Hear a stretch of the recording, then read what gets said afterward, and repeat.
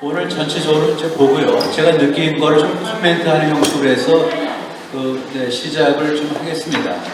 가만히 보니까 사실은 박정희 17년 체제에서 가장 중요한 것이 유신입니다. 유신인데 어떻게 보면 엔진인데 이 유신을 갖다 우리가 제대로 평가하거나 이해하지 못하면서 박정희 체제를 얘기하는 것 자체는 좀 잘못된 것 같아요. 근데 하나 좀 아쉬운 게 뭐냐면요. 모든 사람들이 박정희 어떤 근대화라든지 산업화는 다 인정한다. 하지만은 진짜 용서하지 못하고 받아들이지 못하는 것이 유신이다. 이런 얘기를 많이 하는데 이것이 일반적인 정서 같기도 한데 사실은 그게 아니죠. 왜냐하면 박정희 정신도 어떻게 보면 유신에 녹아있고 위기 대응 어떤 토탈 어떤 스피릿이 유신에 녹아있기 때문에 그렇습니다. 지금요. 그래서 어떻게 하면은 유신을 긍정적인 거, 부정적인 거를 다 열거하고 그 다음에 긍정과 부정의 혁명을 해서 우리가 유신이 그렇게 그 당시에 보면은 독재 체제에 이르는 그런 지름길이 아니고 그 당시 72년도 안팎으로 국제 질서가 아주 어지러웠을 때 대한민국을 구국을 할 수 있는 그런 길이었다 하는 것을 일반 대중들한테 어떻게 설명할 것인가 하는 것이 지금 여기 모인 모든 분들의 공통적인 관심사일 것 같습니다. 네, 이런 거 보면 또 하나 좀 쉽게 풀어가면은요, 오늘 주제가 결국 자유하고 평등인데 평등에 대해서 우리가 지금 너무 과잉들이 있죠, 보면요. 평등 과잉들을 어떻게 누르냐. 아까 좌원정님 말씀하셨지만은 사실 기회평등이 이것이 가능합니까? 어떻게 기회평등이 가능합니까? 그렇다면 외모의 평등은 왜 안 되는 거죠? 그렇다면 DNA의 평등은 왜 안 되는 거죠? 지능도 같아야 되고 그렇지 않습니까? 외모도 같아야 되고 우리 보낸 평등의 어떤 과잉 이거를 과잉 평등을 눌러야 되는 거예요. 따라서 평등의 본질은 뭐냐면은 기본적으로 신 앞에 누구든지 피 좀 물러서 평등하다가 되는 거죠. 그렇죠. 그러니까 우리가 평등을 축소적으로 이거를 최선의 코어를 갖고 우리가 접근해야 되지 평등을 과대포장하면은 청구하는 권력의 원천이 되는 겁니다. 보면 사실 인간답게 살 평등한 권리가 있는데 국가가 책임져야 된다?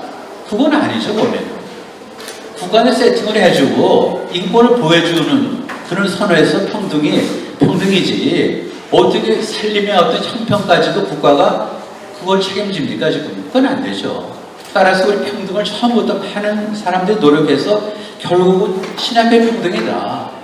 그 다음에 제도적으로 얘기하면 법 앞의 평등이다. 그 다음부터는 차별받지 않은 평등이다. 이걸 얘기해야 될 거예요. 그러다 보니까 아까 슌페터 얘기하면서도 결국은 슌페터는 뭡니까? 뭘 얘기했습니까? 잘 생각해 보시면은 자본주의의 적은 번영이다 봅니다.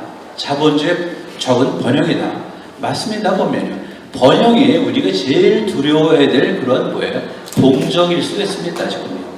그 다음에 또 10월 유신을 갖다 우리가 잘 곰곰이 좀 생각해 보면 딱 두 가지로 압축이 되는 것 같아요. 분명히 물리적인 어떤 제재를 간 거죠. 대통령도 뽑지 못하게 했고요.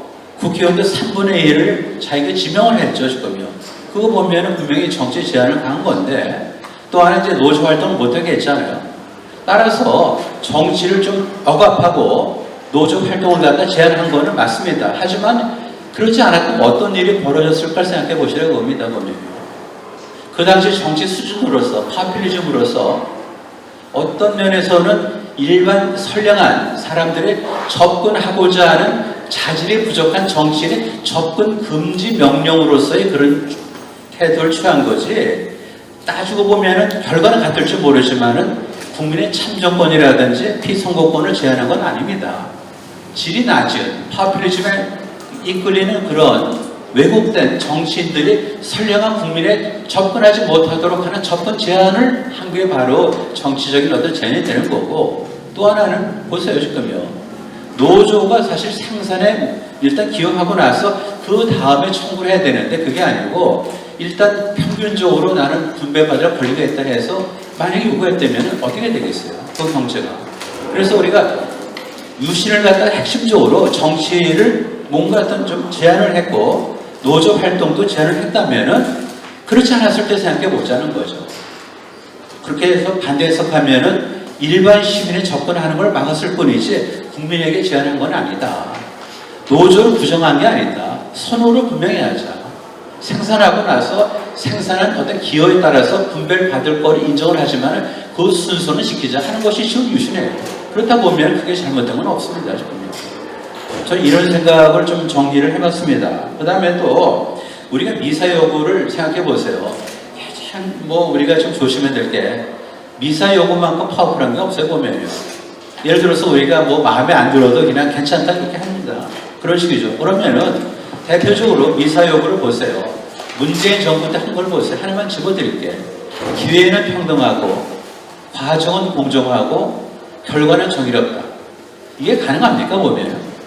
이거는 소위 우리 경제학에서 오버 아이덴티피케이션이죠. 과다식별이에요. 즉 기회평등이 가능하지도 않지만 기회평등 있다고 칩시다. 그 다음에 공정합니다. 그러면 결과를 있는 그대로 받아들여야 되죠. 있는 그대로. 그래야 뭔가 여유가 생기는 거죠. x 플러스 y가 5에 5. 그러면 x가 2면 y가 3이 돼야 되는데 y가 3이 아니다 하면은 이거는 오브 아이덴티피케이션으로서 말이 안 되는 거예요. 그러니까 제일 우리한테 좀 솔깃하지만은 솔깃한 그 속에는 항상 악마가 있습니다. 악마. 기회가 평등하고 과정이 공정하고 결과가 정의롭다. 이것이 어떻게 가능하냐는 거예요. 이걸 배치막하다 보니까 인기 영합이 되는 거고 그러다 보니까 무리를 하는 거죠. 네, 그래서 뭐 이런 정도로 좀 생각이 들고요. 그 다음에 일단 뭐냐면 분배 개선이 맞는데 성장을 갖다 갉아먹을 정도의 분배 개선은 문제가 있는 거죠. 그 선을 갖다 좀 분명히 보여야 되고요. 그 다음에 이제 제가 우리 세 분들한테 제가 하나씩 좀 질문을 좀 드려볼게요. 그럼 요거를 이제 좀 여러분들이 좀 귀담아 들으시고 플로어에서 오늘 주제 발제하신 분들한테 좀 개별적으로 좀 질문을 해주세요. 질문하실 때는 뭐 당연하지만은 이제 여기 공중에 서기니까 소속된 기관을 간단히 말씀해 주시면 될 것 같고요. 그럼 우리 이제 순서대로요. 우리 그 한승희 그 박사님한테 하나 좀 제가 듣고 이제 그 궁금한 거를 하나 좀 여쭤보면요. 아까 이제 수출 진흥 확대 회의, 그다음에 월간 경제 동향 보고 이거를 갖다 쭉 말씀하셨는데 결국 이제 원 포인트로 몰고 간 거죠. 원 포인트 파리스가 되는 거죠. 그래서 이거를 꾸준히 몰고 가다 보면은 결과가 나왔는데. 이 맥락은 그 CEO 대통령론이거든요. CEO 대통령론. 이명박 대통령께서 처음에 CEO 대통령론을 얘기했다가 부작용도 많고 대통령 CEO 자리가 아니거든요. 보면요. 그렇죠.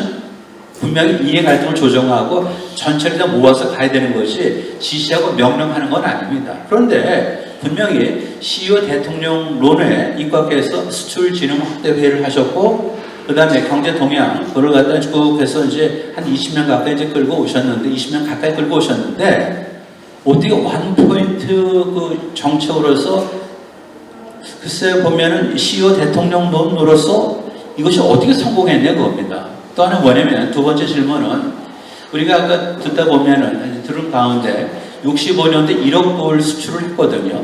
그 다음에 이제 77년도에 100억 불 수출을 했어요. 그러면 일이 100이 된 거죠. 65년도에 1이 77년도에 100이 됐는데 그것도 그렇지만은 사실은 100억 불을 갖다 뭐예요? 4년을 갖다 압축해서 했잖아요. 그러면 그것이 어떻게 가능할까?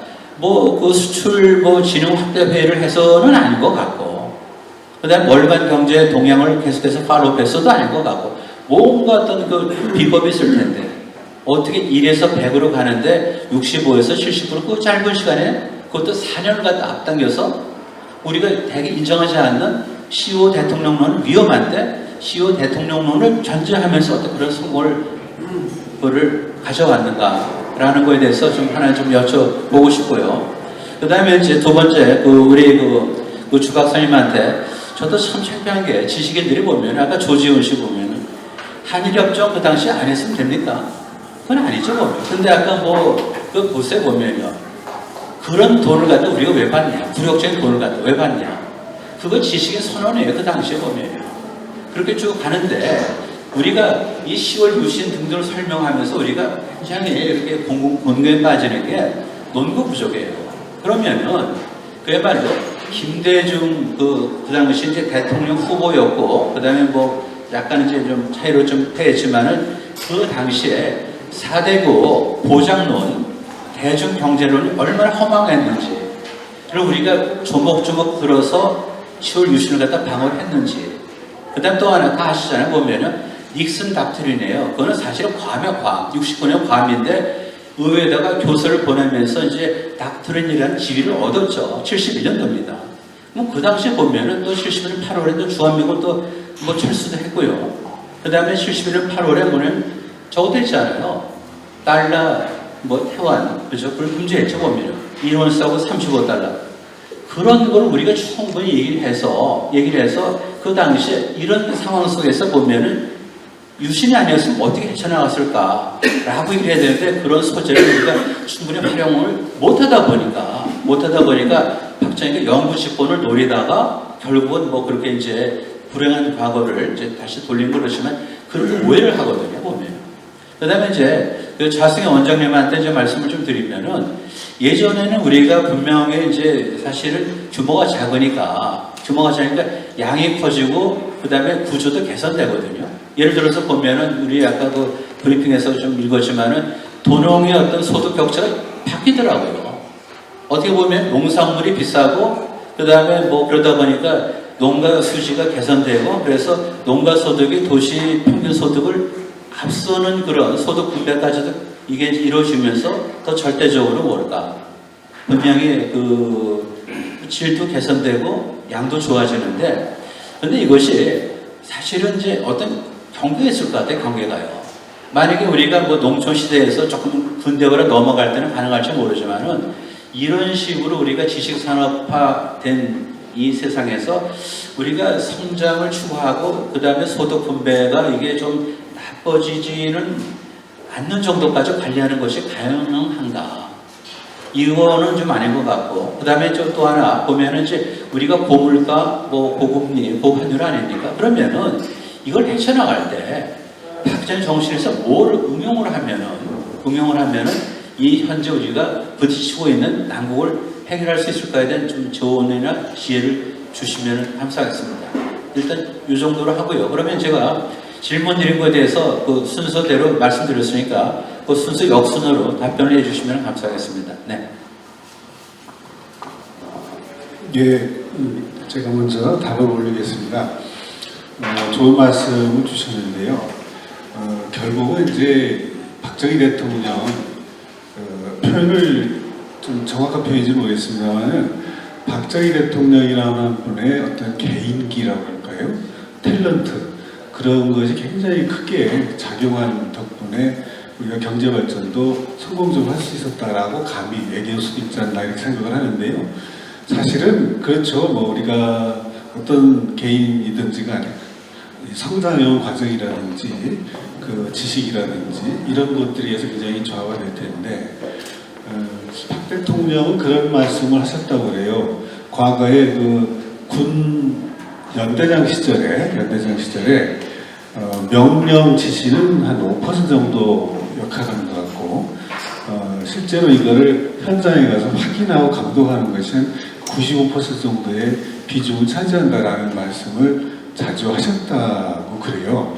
무슨 말씀이고 하니 연대장 시절에 위에서 아무리 뭐 지시를 내려도 나중에 가보면 저쪽 그 예하 부대 수준에 가면은 좀 이렇게 흐지부지 되는 경향이 많다. 그런 말씀을 자주 하셨다고 그러거든요. 그래서 월간경제 동향보고회라든지 수준 확대 이런 걸 통해 가지고 정부가 정책을 일단 세우더라도 실제적으로 현장에서 제대로 집행이 되고 또 문제점은 또 혹시 뭐가 없느냐 그런 문제점 있을 적에는 이걸 어떻게 해결을 해서 그 제대로 그 정책의 효과를 낼 수 있도록 하느냐 거기에 대해서 굉장히 관심을 많이 가졌다고 합니다. 그래서 아까 잠깐 말씀을 드렸습니다마는 그 월간 경제 동향 보고 회의든 두 회의체가 다 비슷합니다.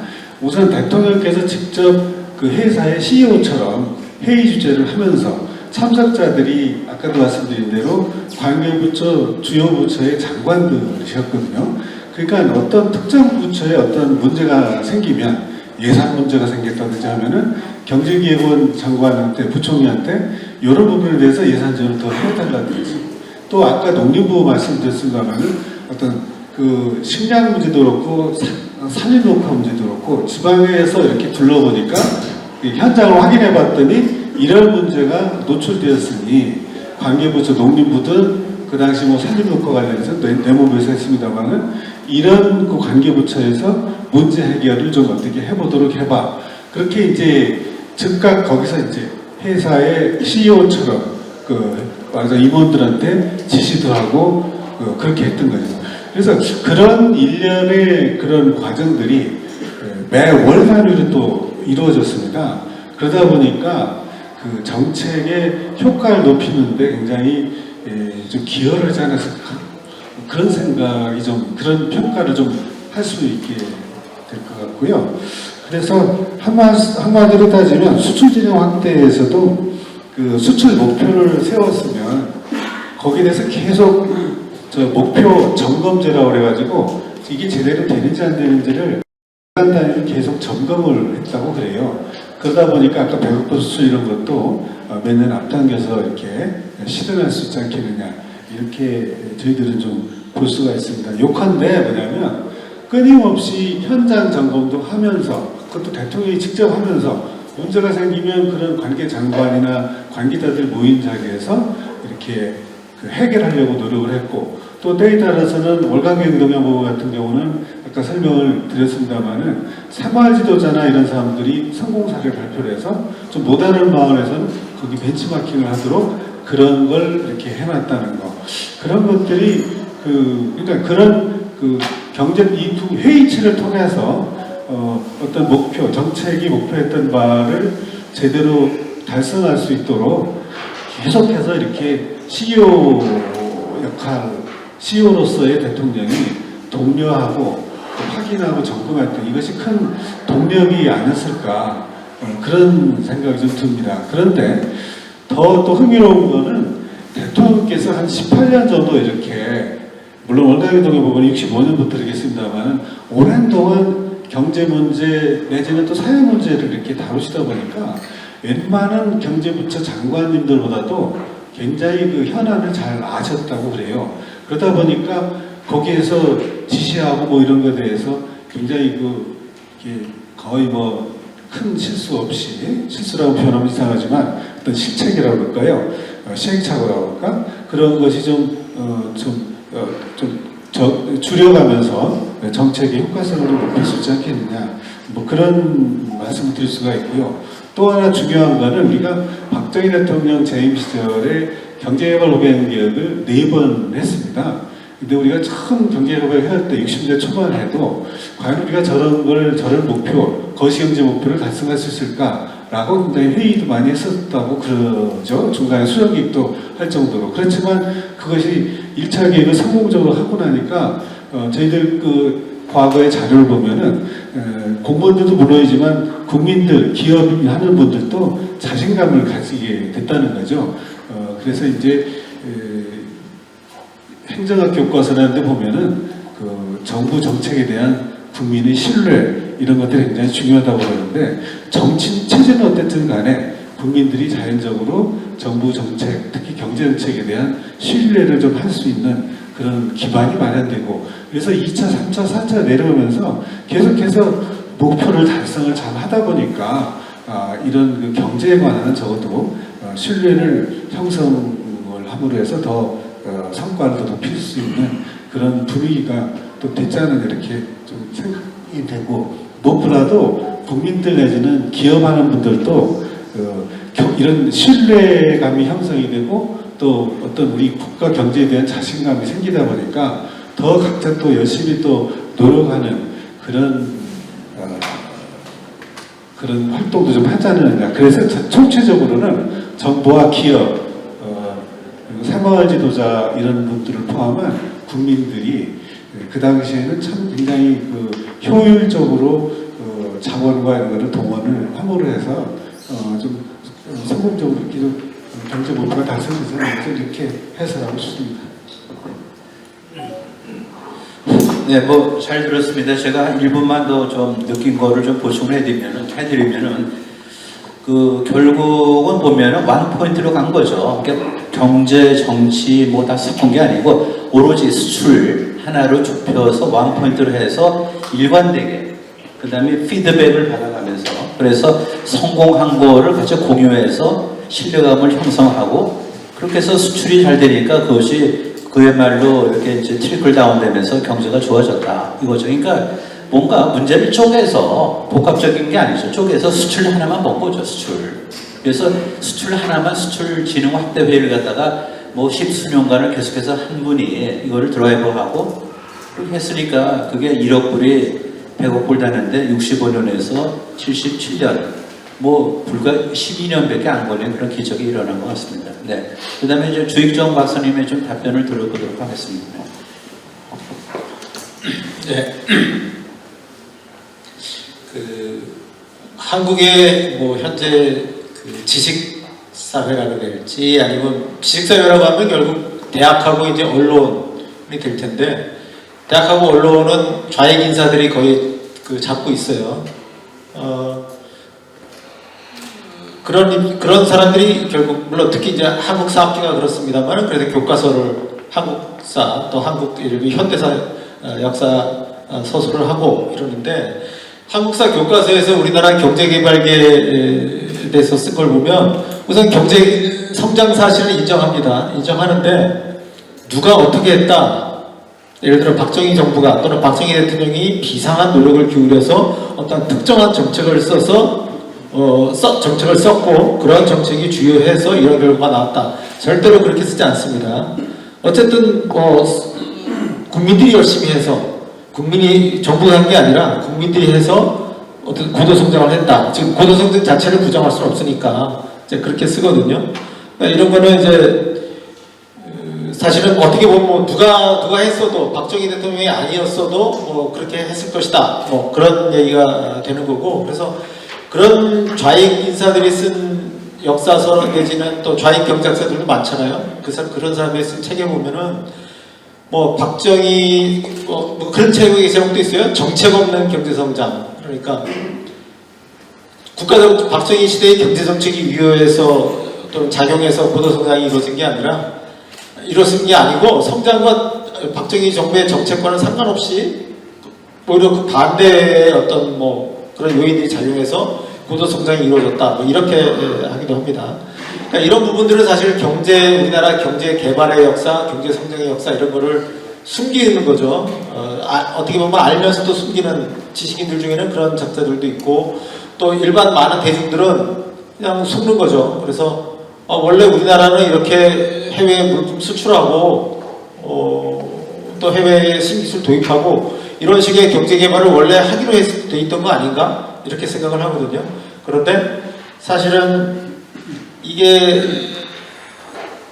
특히 1970년, 71년 오늘 제가 다뤘던 71년 선거에서 얼마나 그것이 큰 갈림길이었던 건지 국가의 향후 개발 전략 이런 거 관련해서 얼마나 큰 차이가 있는 두 개의 노선이 대립을 한 건지 이런 부분들이 사실은 충분히 부각되어 있지가 않습니다. 말씀하신 것처럼 예를 들어 김대중의 뭐 4대국 보장론이라든가 또 대중경제론 이런 것들이 얼마나 말도 안 되는 이야기고 위험천만한 이야기고 이게 김대중 개인의 생각이 아니라 사실은 당시에 그 60년대 중반부터 이어져 온 야당의 당론이고 또 당시 좌파 지식인들의 생각이고 이런 것들인데 이런 것들이 얼마나 허무맹랑한 것이었고 이것이 또 사실 얼마나 가까이 집권에 근접했던 것인지 그래서 집권을 했을 경우에 국가의 갈 길이 얼마나 달라졌을 것인지 이런 데 대해서는 사실 충분히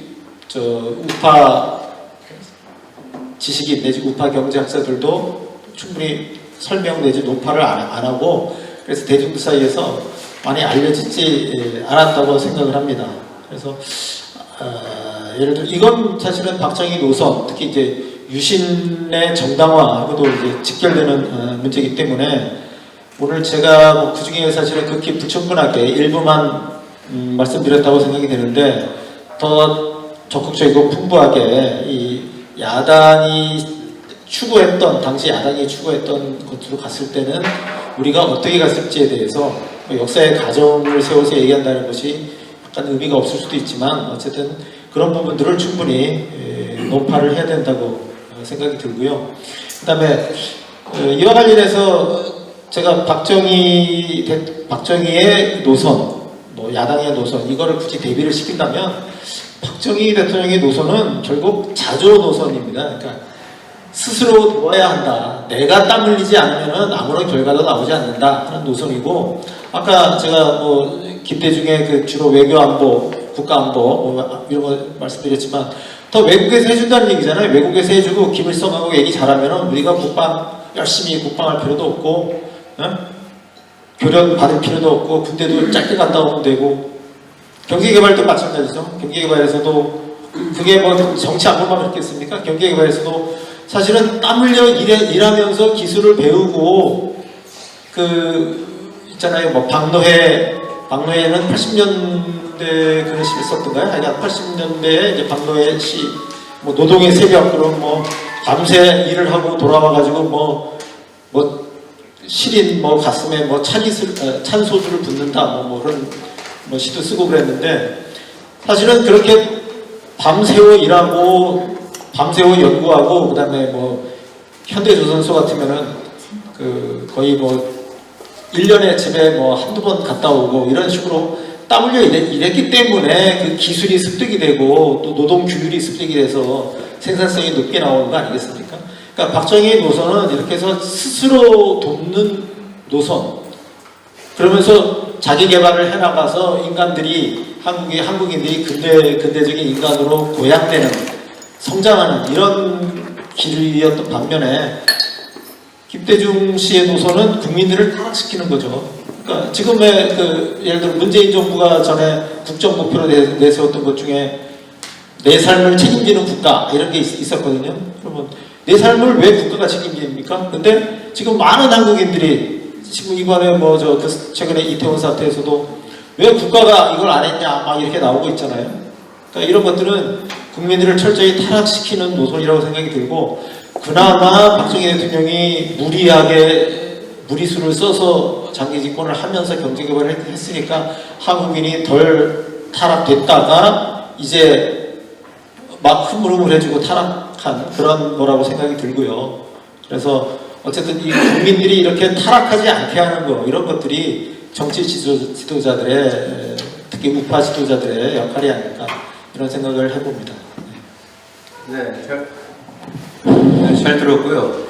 그 주최 측에서 그 슬립을 저한테 주셨거든요. 되게 짐작하시죠? 그 시간을 좀 관리해달라는 건데 우리가 뭐 4시 40분까지 끝내야 되는 것 같아요. 그래서 조금 시간적으로 별로 여유가 없는데 차승희 원장님 말씀 좀 짧게 듣고 그리고 다시 한번 좀 턴이 되면 좋겠습니다. 네. 질문이 평등하게 어떻게 성장할 거냐, 답이 그게 아니고, 그러니까 처음에 우리 규모가 작을 때는 성장도 하고 분배적으로도 개선이 될 수 있는데, 큰 나라들은 좀 큰 나라 되면 그게 약간 트레이드오프가 될 수가 없지 않을까. 그렇다면은 지금 현재 우리도 규모가 컸기 때문에. 알겠습니다.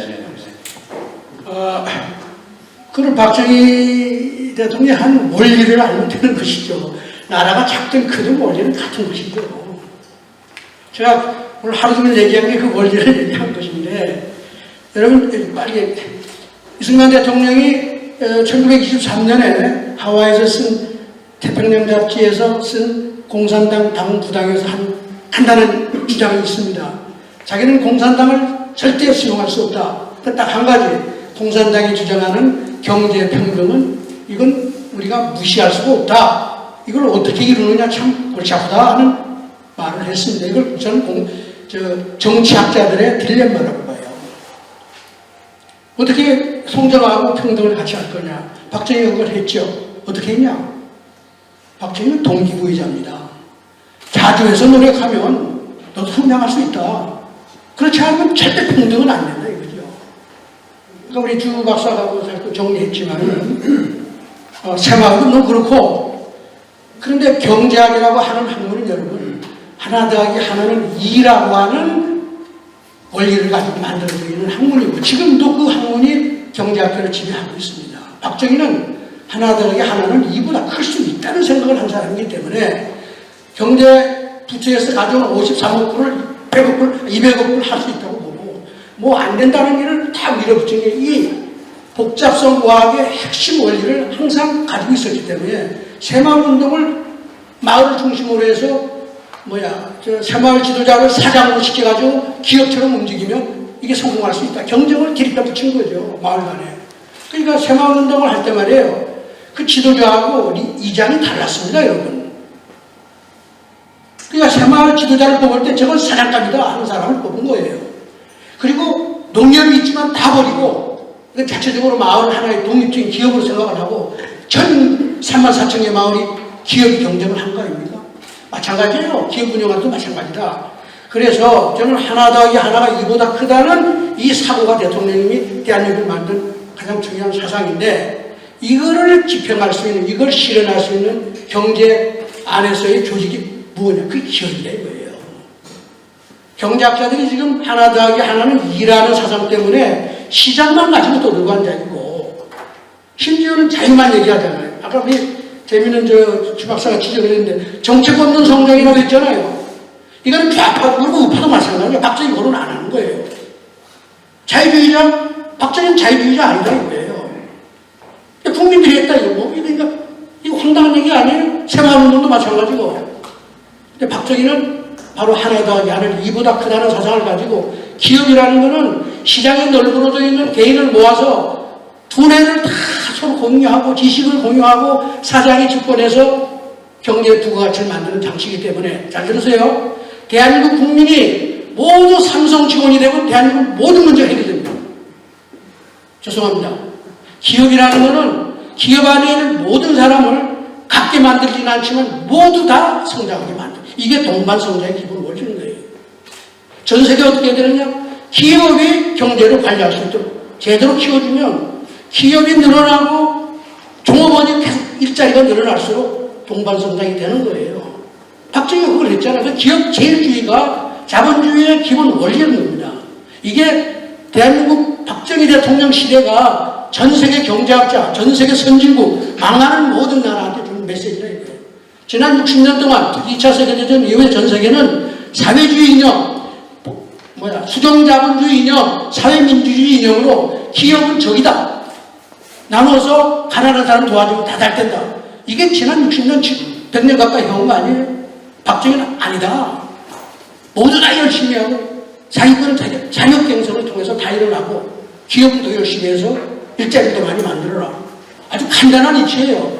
이거를 적극적으로 밀어붙이니까 경제학자들은 기업을 안 본단 말이에요. 죄송합니다. 이건 테크니컬. 경제학자들은 기업을 몰라요. 시장밖에 모르니까 하나 더하기 하나는 2라고 자꾸 얘기하는 박정희는 너 하나 더하기 하나는 100이 될 수 있어. 나비의 파장이 만나면 토네이도가 된다는 걸 몰라? 나비 효과가 뭔지 알아? 박정희가 그 얘기를 한 겁니다. 근데 아무도 그걸 이해 못한 거죠. 새마을 지침서에 이미 딱 썼잖아요. 제가 여러분 다 보여드렸는데 그거를 번역하는데도 다 그거 지워버렸어. 대한민국 국민들이 말이에요.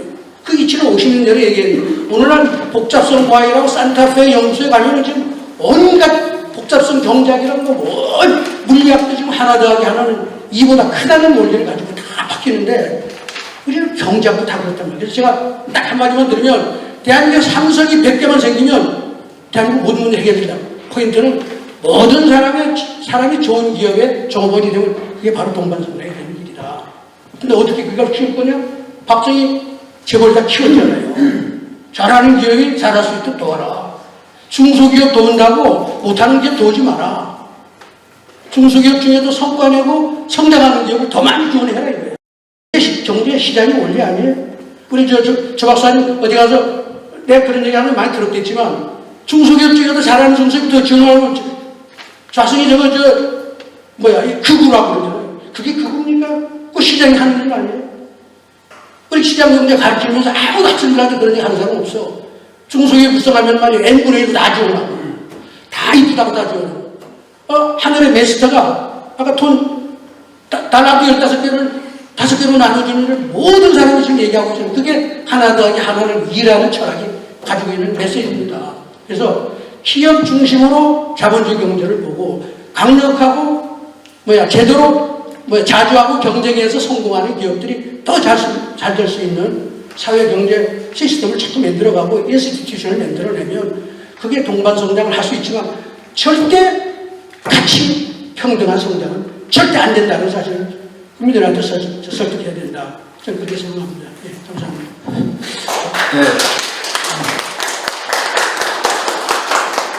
네. 조금 좀 정리를 하면 이런 것 같아요. 10월 유신에 대해서 우리가 일반인의 어떤 무지를 좀 우리가 좀 깨우쳐 드려야 되는데 한번 시퀀스를 보자고요. 72년도에 10월 유신이죠. 그렇죠. 다 아시죠?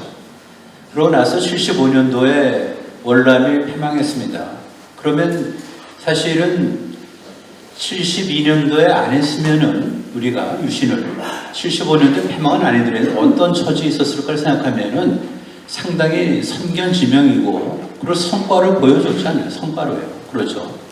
그 보면은 개인의 어떤 그런 영달을 위해서 독재 정치를 이렇게 향수를 느껴서 이렇게 1인 지배를 꿈꾸는 그런 연장선에서 10월 유신을 보는 거는 아니다라는 거는 확실하게 보여주고요. 그리고 또 놀란 거는 좀 전에 제가 말씀드렸지만은 닉슨 대통령 때 좀 어려웠거든요. 사실 미국도 피곤하잖아요. 2차 대전 힘들게 하고 그 다음에 한국 전쟁에서 한 3만에서 5만 가까이 사상자를 내고 또 끝나자마자 바로 또 월남에 끌려 들어가고 그러면서 얼마나 나오고 싶겠어요. 보면 아시아에서. 그러면서 주한미군 철수하고 닉슨 닥트린으로 포장을 하고 그거를 다 선견지명으로 보고 그거를 우리가 대비한 거죠. 경제를 세우고. 그렇게 안 했으면 우리가 월남같이 그렇게는 안 되겠지만은 참 굉장히 북한한테 우리가 좀 지금 같은 위에 서는 위치는 아니었다고 생각이 됩니다. 그 다음 또 하나 뭐냐면은 경제 성장은 박정희가 했냐? 국민이 한 거 아닌가? 그 말이 맞다면은 성실유능한 삼성 근로자의 땀과 눈물이 오늘날의 삼성전자를 만들었습니까? 그건 아니잖아요. 그렇다면은 성실유능한 사람은 뭡니까? 거기는 평균 개념이거든요. 뭔가 미래지향적이거나 뭔가 기회를 포착하거나 방향성을 읽는 그런 눈은 없거든요, 보면. 이게 바로 공산주의고 평등주의의 원리 아닙니까? 그러니까 거기서 스타가 나오지 못하는 거죠. 그래서 참 제일 답답한 게 뭐냐면은 진짜 무지몽매한 게 경제 성장의 주역이 국민이었다. 그렇다면 그 논리가 맞다면 북한은 왜 가난하죠? 북한 사람들이 게으르고 무능해서 가난한 게 되잖아요. 그럼 우리가 북한 사람들 이렇게 모욕해도 됩니까? 결과적으로 모욕이 된 거죠. 그래서 리더의 어떤 참 선견지명이랄까, 경제학에서 얘기하는 대로 하면은 기업가 정신, 뭔가 기회를 포착하고 설득을 하고 그렇게 해서 온 곳이 바로 대한민국의 오늘날의 여정입니다. 그리고 우리가 3050 클럽에 들어왔잖아요. 다 아시잖아요, 보면요. 그런데 3만 불하고 5천만 인구를 동시에 충족하는 나라가 7나라밖에 없어요. G7에요. 카나다, 호주 넓지만 인구가 얼마입니까? 5천만이 안 되잖아요.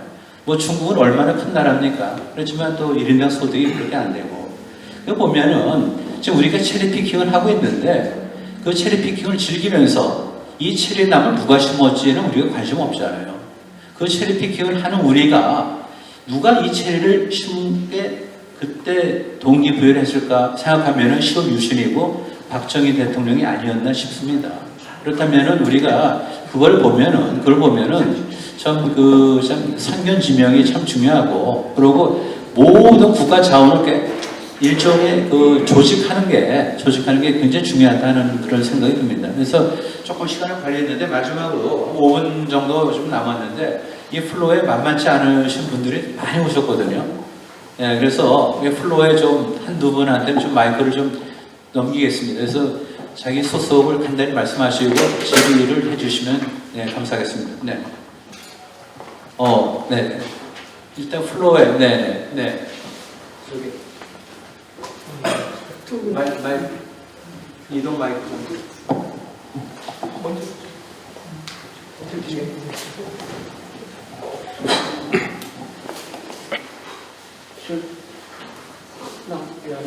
마이크.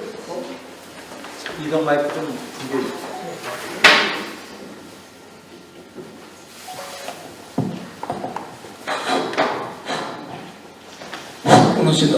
시간이 많이 됐는데 질문만 바로 들어가겠습니다.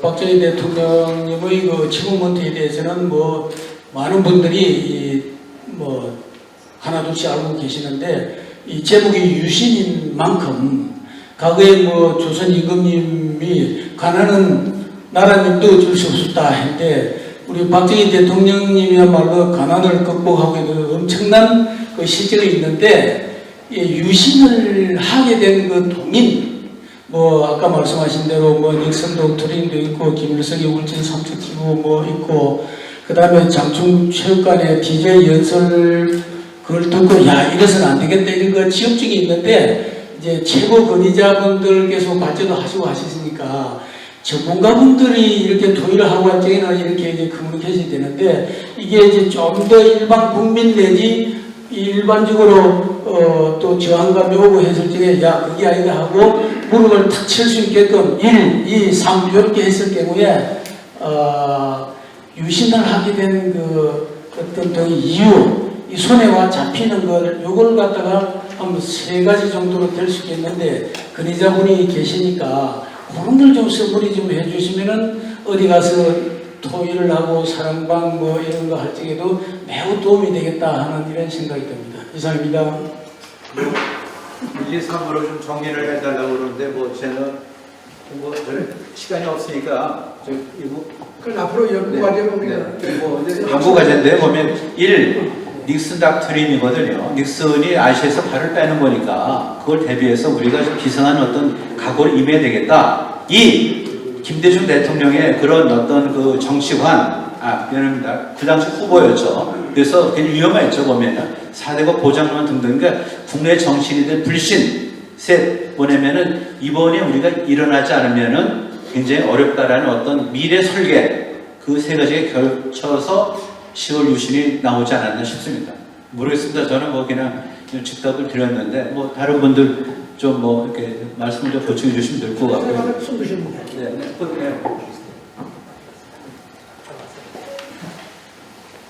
저는 자승희 원장이 박정희 김전 이사장 하기 직전에 박정희 김전 이사장을 한 사람입니다.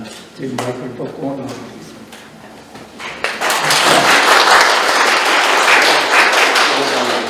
제가 오늘 뭐 질문이라기보다 하나의 소감 내지 또 뭐 질문도 될 수 있겠는데 제가 그 김재단 이사장 할 때에 추모사에서 차라리 그 당시 뭐 간첩이 행하고 뭐 이 사회가 이루어질 때 국민들이 차라리 유신시대가 난 것 같다 그런 말도 있다 그 말 했다 제가 아주 곤욕을 치렀습니다. 뭐 보수 언론까지도 저한테 그냥 막 욕을 퍼볼 정도로 그런 상황인데 오늘날 이렇게 정말 유신이라는 주제를 가지고 이런 3번에 걸쳐서 세미나를 할 수 있는 이런 상황을 보면 참 세상이 많이 변했다. 정말 이제 우리나라가 좀 제대로 갈 수 있겠구나 하는 그런 안도감을 갖습니다. 지금 이제 뭐 여러 가지 참 좋은 말씀도 많이 하셨는데 한 가지 에피소드를 제가 얘기하겠습니다. 남덕우 선생님 전에 성대학교 교수 하시다가 이제 재무장관으로 발탁이 되어 있습니다. 그때 그 상황이 어떤 상황이었냐면 아까 우리 한승희 박사께서 그 2가지 이제 회의체를 얘기했지만은 그 당시 헌법기관인 경제과학 심의회의라고 있습니다. 거기에 평가 교수단들이 5개년 결을 평가하는 회의를 했습니다. 그래서 그때 남두 선생님이 스탠포드에 가서 이제 그 공부를 하시고 한 1년 나가 공부를 이제 안식년을 얻어서 하시고 이제 들어오자마자 그 평가단 회의에서 이제 주제를 발표하게 됐는데 남두 선생님이 이런 말씀을 하셨어요. 내가 미국에 가 있는 동안에 여러 학자들이 나한테 어떻게 한국이 저렇게 급속도로 빠르게 그 발전을 하느냐 그 이유가 뭐냐 이걸 물어봐서 자기가 지금까지 알고 있는 모든 경제 지식을 다 동원해서 설명해도 납득을 못하더라. 그래서 자기가 궁금하며 하루는 생각했더니 이거다. 그래서 무슨 말을 했냐면 이것은 박정희 대통령의 리더십이다. 그렇게 얘기를 하더니 그때 그분들이 이해를 하더라는 거예요. 그래서 오늘 여기 이제 얘기했지만 아까 우리 조동근 교수님이 이제 마지막 리더십 얘기를 좀 하시는데 저는 박정희 대통령께서 시월주심도 하시고 뭐 다시 하는 그런 승진지명도 있지만 그것을 운영하는 리더십이 없었더라면 과연 이런 것들이 아무리 이 장치를 하고 뭐 제대로 해야 하더라도 가능했겠나. 어떤 기업은 발전하고 어떤 기업은 발전 못한다. 그 왜 그렇겠냐. CEO의 역량이거든요. 그래서 박정희 대통령이라는 그 위대한 우리 지도자를 만났기 때문에 그분의 리더십 덕분에 그것이 가능했다. 그걸 저는 좀 말씀드리고 싶고요. 그리고 박정희 대통령께서 용인술입니다. 용인술. 그것도 리더십의 일종이죠. 남도 같은 분을 이렇게 발탁하고 그때 있었던 이 경제 관료나 여러 사람들이 굉장히 우수했습니다. 그러니까 사람을 쓰는 그것이 굉장히 대단했던 거죠. 그 다음에 또 하나는 이분이 이 새마을운동을 하는데 아까 우리 자승희 원장께서 차별화를 위해서 성공했더니만 물론 맞습니다. 그런데 엄청나게 그분은 교육을 했습니다. 그 교육을 한 것은 새마을 지도자들을 뽑아다가 그 교육을 시켜 새마을연수원이라는 게 있었습니다. 그래서 교육을 시키고 전 국민을 그런 우수한 사례를 발표를 하고 그걸 듣게 하고 실천하게 하고 그런데 그때 새마을연수원은 새마을 지도자만 온 것이 아니고 기업 또 기업에 종사하는 CEO들 또 거기에 있는 임원들 또 정부의 관료들 또 언론 하고 우리나라의 각계각층에 있는 사람들을 한꺼번에 모아서 교육을 했습니다. 저도 그때 제1제당의 임원으로서 가서 교육을 받았는데요.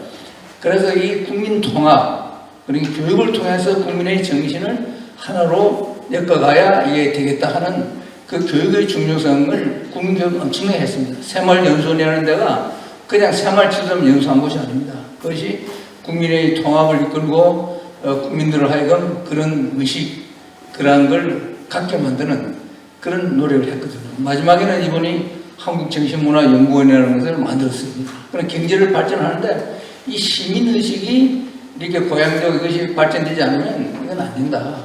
그래서 정신문화를 같이 동반해야 된다. 물질과 정신이 같이 가야 된다. 이런 생각 속에서 이분이 한국중앙연구원을 만드셨거든요. 그래서 오늘날 우리 이태원 사태를 보면서 다 언론이 하나도 지지 안 하는 사람이 하나가 있습니다. 용산경찰서장이 잘못했다, 뭐가 잘못했다, 그런 말만 나오지, 우리 국민의 시민의식이 저는 많이 떨어졌다고 생각합니다. 그 수준이 그런 상황에 처했을 때 각각 정말 우리 시민의식이 서로 배려하고 서로 이걸 질서를 지키고 그런 의식이 있었다면 저는 참사는 안 났을 것이다. 그걸 지적하는 언론이 아무도 없어요. 그래서 우리 시민의식이 높아지지 않고는 또 선진국 수준을 가지 않고서는 우리가 아무리 경제가 지금 10대 강국이 됐다 하더라도 선진국은 아니다는 거죠. 그래서 선진국으로 가기 위해서는 우리 시민의식이 선진국 수준으로 남을 배려하고 또 정직하고 또 그런 법을 잘 지키는 그런 수준으로 우리가 같이 올라가지 않으면 우리 대한민국은 더 이상 발전이 어렵지 않겠나. 그리고 구단 정치 지도자들이 많이 대통령이 많이 나왔습니다만은 박정희 대통령이나 이승만 대통령 같은 그러한 리더십을 가진 분이 과연 있었느냐. 그것도 우리가 한번 생각해 볼 문제다. 저는 그런 생각을 말씀드리고 싶습니다. 네.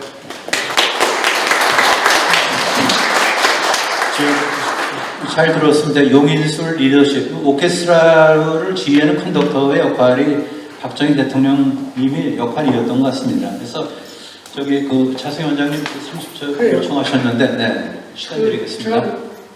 제가 세 번에 걸쳐 세미나를 이제 마쳤습니다만은 앞으로 저희가 논문집을 가지고 계속해서 기회가 되면 지방도 이제 갈 수 있는 기회가 있으면 가서 하고 새로운 방식으로 이렇게 해서 국민들하고 소통하는 기회를 많이 갖도록 노력을 하겠습니다. 그래서 특히 다 말씀드렸는데 제가 마지막으로 드리고 싶은 얘기는 대통령님은 차별을 통해서 그러니까 못하는 사람 버리겠다고 그랬지만 절대 버리지 않았어요. 버린다 하고 다 살렸습니다.